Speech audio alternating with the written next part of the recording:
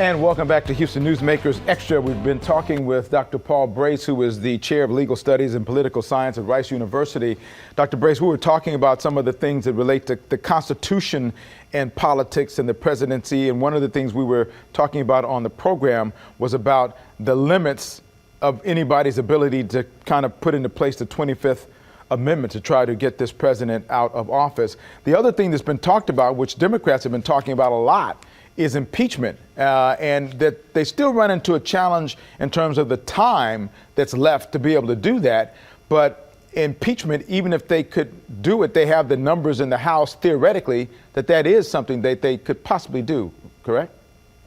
Sure. I think they could easily impeach, but they won't be able to convict with this composition of the United States Senate. Right. And to do so expeditiously would seem to violate our norms of due process. I mean, we have 13 days and they could impeach tomorrow. Can you legitimately have a reasonable trial? As guilty as he seems, could you legitimately have a trial in, say, 12, 11, 10 days?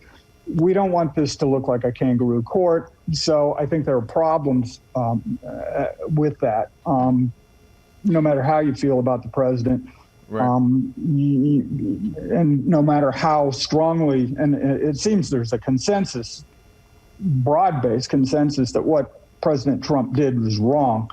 But still, we have a commitment to norms of due process, and I don't think you can maintain that commitment in 7-8 days. It seems to me the political process, looking at what's going on, I remember when President Nixon was going through that process, and a group of people from his own party came and convinced him to step down. Yep. It sounds to me that perhaps some of that may be going on, that even though there's a reality that there's probably not enough time to have a full impeachment, that maybe they are going to him and saying, look, for your legacy, in order for you not to be, quote, impeached on paper or whatever, maybe you should resign, as many other newspapers are trying to suggest he do anyway. Is that a possibility, or do you see that is something that politically would help him in his legacy at all? Well, there's a fundamental difference here. Richard Nixon was basically a lifelong politician. He'd been in the House, he'd been in the Senate, he knew how Washington worked, and he subscribed to many of those norms. And Hugh Scott from Pennsylvania, Senate Minority Leader, James Rhodes of the House from Arizona, House Minority Leader, and Barry Goldwater, the Republican Party's last presidential candidate at that time, all came to him and said, there's no way forward in the Congress of the United States. Nixon knew that was a problem. Trump doesn't subscribe to those norms. He's not a career politician, and if anything, he's broken most of the norms, and so he doesn't appreciate those.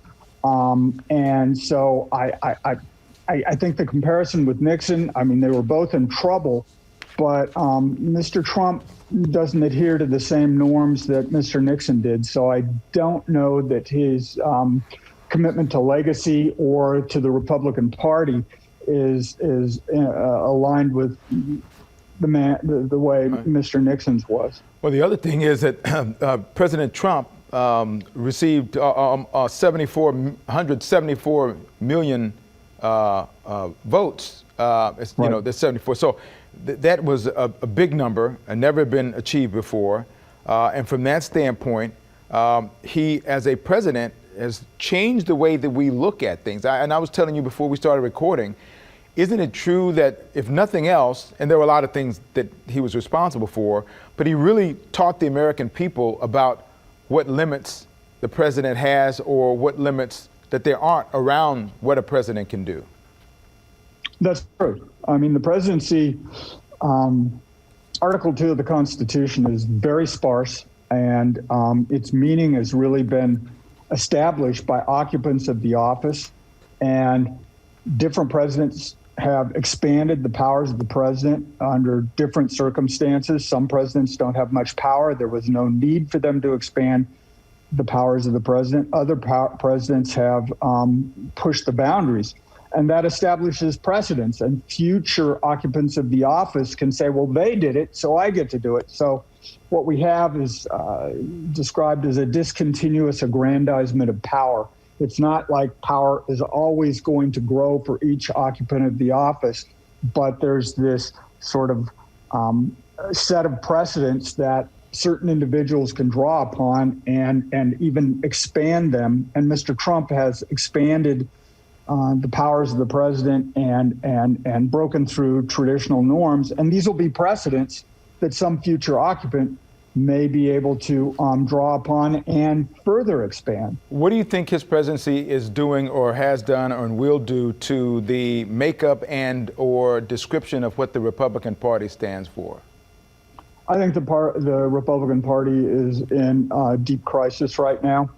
I think that I don't want to insult anyone, but I think the traditional country club Republicans, the Wall Street Journal, they don't like this. I think that you had that group in the Republican Party who likes deregulation, who wanted a conservative court and was willing to sort of hold their nose about many of the odious features of Mr. Trump. I think he's gone too far. I think that group of people likes law and order. They like the rule of law, and Mr. Trump has been a bridge too far. The other component of the Republican Party that allowed Mr. Trump to get elected is what I'd call this populist base, and they don't adhere to traditional norms of the Republican Party. They like deregulation, they like conservative courts, but they also seem unwilling to adhere to our longstanding principles and precedents about elections and the Constitution and the rule of law.